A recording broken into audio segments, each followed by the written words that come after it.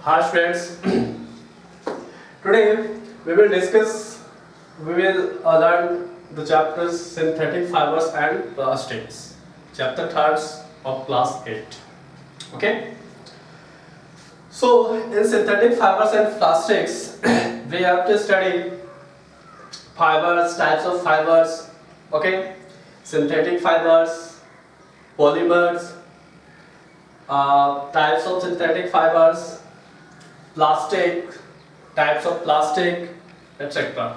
Okay, so let's start all the topic one by one. Okay, first of all, fiber. What is fiber? The fibers is a materials which we obtain from artificials or natural sources is known as fiber. It is used to make variety of fabric. Okay, now there are two types of fibers, as we know, we have learned in class 7 also. Okay, so in two types of fibers, the first one is natural fibers and second one is synthetic fiber. Okay, natural fibers, the fibers which we obtain naturally either plants or from animals is known as natural fibers. Okay, example cotton, jute, wool, silk, etc. Okay, now we have to study in class 8 about synthetic fibers. Okay, synthetic fibers is a fibers which is made by man, is called man-made fiber or synthetic fiber. Okay, so the man-made fibers prepared by the number of processes using raw materials of petroleum origin. Okay, number of processes यानी कि इसको chemical treatment भी कह सकते हैं. Number of chemical treatments using raw materials of petroleum origin, that is petrochemicals. Okay, तो petrochemicals क्या होता है? The chemical products obtained from petroleum by refining. ठीक है, तो वैसे केमिकल प्रोडक्ट्स जो पेट्रोलियम रिफाइनिंग के बाद जो प्राप्त होते हैं, that product is known as petrochemicals. ठीक है, तो पेट्रोकेमिकल्स का केमिकल्स ट्रीटमेंट्स करने के बाद हमें सिंथेटिक फाइबर्स मिलता है. ओके, तो सिंथेटिक फाइबर्स में हम क्या लिख सकते हैं?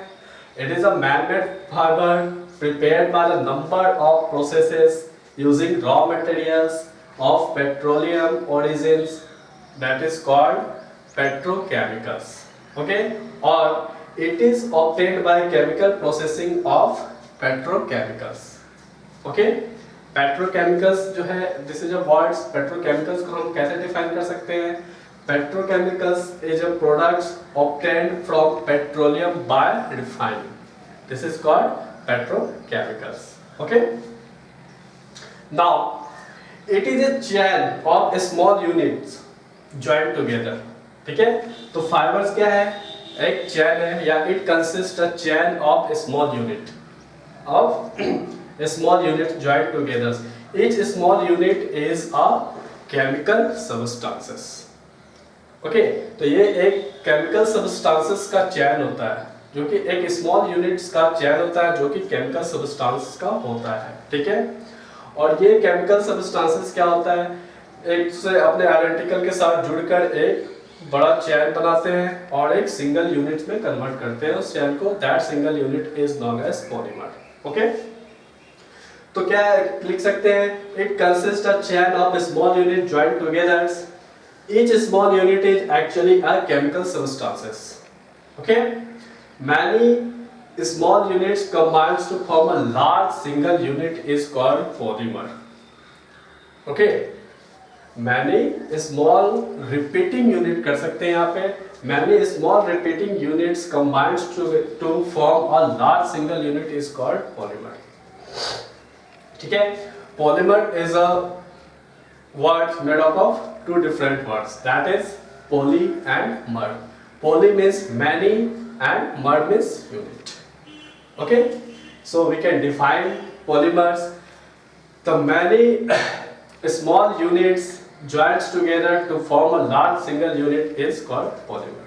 Okay, and the small units and the small single units of chemical substances is known as monomer. Okay, so now we have to discuss about the types of synthetic fiber. Okay, types of synthetic fibers में first we have to study 4 types of synthetic fibers in class 8. First one is rayon. Okay, rayon is also artificial silk. Okay, rayon is made up of chemical treatments of wood pulp. Would pulps यानी कि लकड़ी की लुगदी का chemical treatment करके ये rayon को बनाया जाता है. ओके, तो it is made by chemical treatment of wood pulp. Okay, it is also known as artificial silk. ठीक है, because it follow all the properties of silk. It is shining in nature, it is strong, and it is light in weight, and it can absorb sweat or water, etc. So there are many properties of silks which is followed by rayon. So we can say that rayon is a artificial silk. Okay, and rayon is cheaper than the natural silk. Okay, natural silk से ये सस्ता होता है और इसमें silk की सारी properties होती है. दैट्स व्हाई ये आर्टिफिशियल सिल्क कहलाता है. ओके, तो रेयन, इस रेयन का प्रॉपर्टीज क्या हो जाएगा? It absorb sweat. ये स्वेट को एब्जॉर्ब करता है, पसीना को एब्जॉर्ब करता है, वाटर को भी एब्जॉर्ब कर सकता है. ये इट शाइन लाइक सिल्क, ये चमकीला होता है. ठीक है, सिल्क की तरह चमकता है ये. ठीक है, it is chemically identical to cotton. ठीक है, ये बिल्कुल कॉटन की तरह होता है. अगर केमिकली आइडेंटिकल की बात करें, ठीक है, तो ये कॉटन की तरह होता है, but it follows all properties of silk. Okay, it is used in textiles. ये टेक्सटाइल्स कंपनी में यूज किया जाता है, कपड़े बनाने के लिए यूज किया जाता है. ठीक है, कारपेट्स बनाने में यूज होता है, बेडशीट्स बनाने में यूज होता है. ठीक है, ब्लैंकेट्स बनाने में यूज होता है. ठीक है, तो ये ऐसा नहीं है कि रेयन सिर्फ सिंगल ऐसा प्रोडक्ट्स है. रेयन के साथ कॉटन मिक्स होता है, रेयन के साथ बहुत सारे प्रोडक्ट को मिक्स करके डिफरेंट प्रोडक्ट्स बनाया जाता है. उनको मिक्स करके कारपेट्स बनाते हैं, कॉटन को मिक्स करके बेडशीट बनाते हैं. ठीक है, तो जब different substances mixes and it many textiles, carpets and bed sets, blankets are made by rayon. Okay, next one is nylon. Nylon is other synthetic fibers which is complete artificial fiber or complete synthetic fibers, while rayon was not a complete synthetic fiber because rayon was made of natural substances, that was wood pulp. Wood pulp is also a natural polymer. Okay, so we can't say rayon is complete artificial fiber. Okay, we can say rayon is semi synthetic fiber. Okay, next one is nylon. Nylon is other synthetic fibers which is a complete synthetic fibers, complete man-made fibers. Okay, prepared by the polymerization of petrochemicals substances, that is coal, petroleum oil with water and air.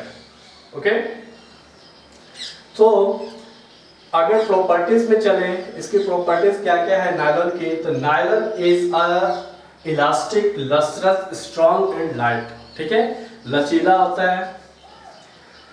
Lustrous मतलब चमकीला होता है. ठीक है, strong मजबूत होता है, stronger than natural fibre. Light होता है यानी कि इसका वेट भी बहुत कम होता है. ठीक है, डज नॉट एब्जॉर्ब वाटर. ये वाटर एब्जॉर्ब नहीं करता, ठीक है। As absorbing properties in rayon, nylon does not absorb water or sweat. Okay, so it is easy to wash. ये वाटर एब्जॉर्ब नहीं करता है, इसीलिए इसको इजीली हम लोग वॉश कर सकते हैं and it can dry very fast, और ये जल्दी सूख भी जाता है, ठीक है। रिंकल रेसिस्टेंट मतलब कि इसमें रिंकल्स नहीं होते हैं। रिंकल्स में सिकन, ठीक है। कपड़े को अगर हम लोग मोड़ दे, फोल्ड कर दे, ठीक है, तो इस कपड़े में शिकन नहीं आता, यानी कि नायलॉन में शिकन नहीं आता, रिंकल रेसिस्टेंट होता है ये। Okay, it is long lasting, यानी ये लंबे समय तक चलने वाला प्रोडक्ट है, ठीक है, और does not attack by fungus, इस पे फंगस अटैक नहीं करता, ठीक है, इसलिए लॉन्ग लास्टिंग प्रोडक्ट होता है, लॉन्ग लास्टिंग फाइबर होता है, दैट इज नायलॉन, ठीक है। इसका यूज कहाँ का होता है, तो it is used to manufacture many fabrics like shirts, neckties, curtain, bedsheet, carpets, ropes. Okay, it is used to make ropes which is used to climb mountain. Okay, ये वैसे रॉप्स को, वैसे रस्सी को बनाते हैं जिससे कि हम लोग माउंटेन तक क्लाइंब कर सकते हैं। ओके, माउंटेन पे चढ़ सकते हैं इस रस्सी के द्वारा, ठीक है, because it is very light and strong in nature.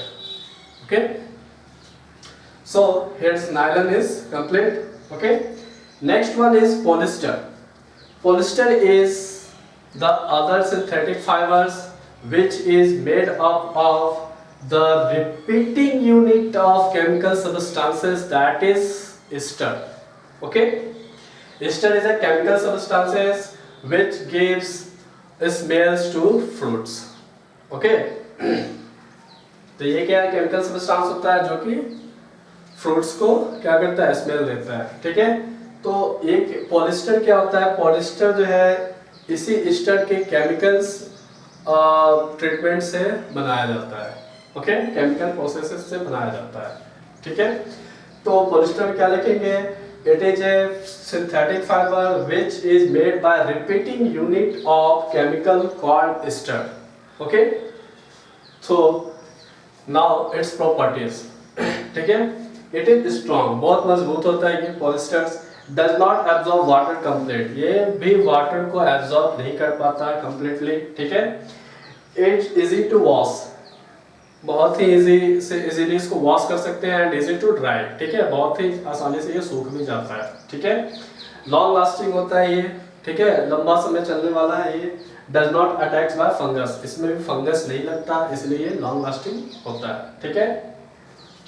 तो इसका यूजेस कहाँ का होता है, इन गारमेंट्स, कर्टेन्स, ठीक है, गारमेंट्स बनाने में यूज होता है, पर्दे बनाने में यूज करते हैं हम लोग, कारपेट बनाने में यूज करते हैं हम इसे, ठीक है। और इसके अलावा हम लोग बहुत सारे फिशिंग नेट में भी बनाने में भी यूज करते हैं, ठीक है। तो पॉलिस्टर्स का हमारा इतना यूजेस है। नेक्स्ट वन इज, और नेक्स्ट और लास्ट है, दैट इज एक्रेलिक। एक्रेलिक क्या है, acrylic is also a synthetic fiber, it is also made by the chemical processes of petrochemicals, ठीक है। यानी कि ये भी क्या होता है, repeating units of chemicals fibers, chemical substances like petrochemicals, ठीक है। तो acrylic में क्या लिख सकते हैं, it is a synthetic fibers which is made by repeating unit of chemical substances, that is petrochemicals. Okay, तो सिंथेटिक्स एक्रेलिक को हम कह सकते हैं it is a substitute of wool, ठीक है, ये ऊन का सब्स्टिट्यूट होता है। ओके, ऊन का सब्स्टिट्यूट होता है, और ये बहुत सारे आप देखे होंगे, बहुत ठंड में हम बहुत सारे स्वेटर, बहुत सारे ब्लैंकेट्स, ऐसा जो कि बहुत लाइट वेट का होता है, ठीक है, वो सारे एक्रेलिक का बना होता है, ठीक है। तो एक्रेलिक का प्रॉपर्टीज क्या हो जाएगा, it is lightweight and strong, it feels like wool, ठीक है। ये लाइट वेट होता है, यानी कि बहुत ही हल्का वेट का होता है, और बहुत ही मजबूत होता है, ठीक है। इसमें जो है ऊन की फीलिंग आती है, ठीक है, नेचुरल ऊन जो होता है उसकी फीलिंग आती है इसमें, ठीक है। It resist shrinkage and wrinkles, इसमें भी रिंकल्स नहीं आता, श्रिंकेज नहीं होता, सिकल नहीं आता इसमें भी, ठीक है। नेक्स्ट है, it is used to weave shawls, sweaters, blankets, socks, etc. Okay, so these all are the overview of synthetic fibers and plastics. We will discuss in describes one by one from tomorrow. Okay, and also we will discuss about the plastics tomorrow or in next class. Okay, so if you have any doubts, you can WhatsApp me. Okay, please have a look. Thank you.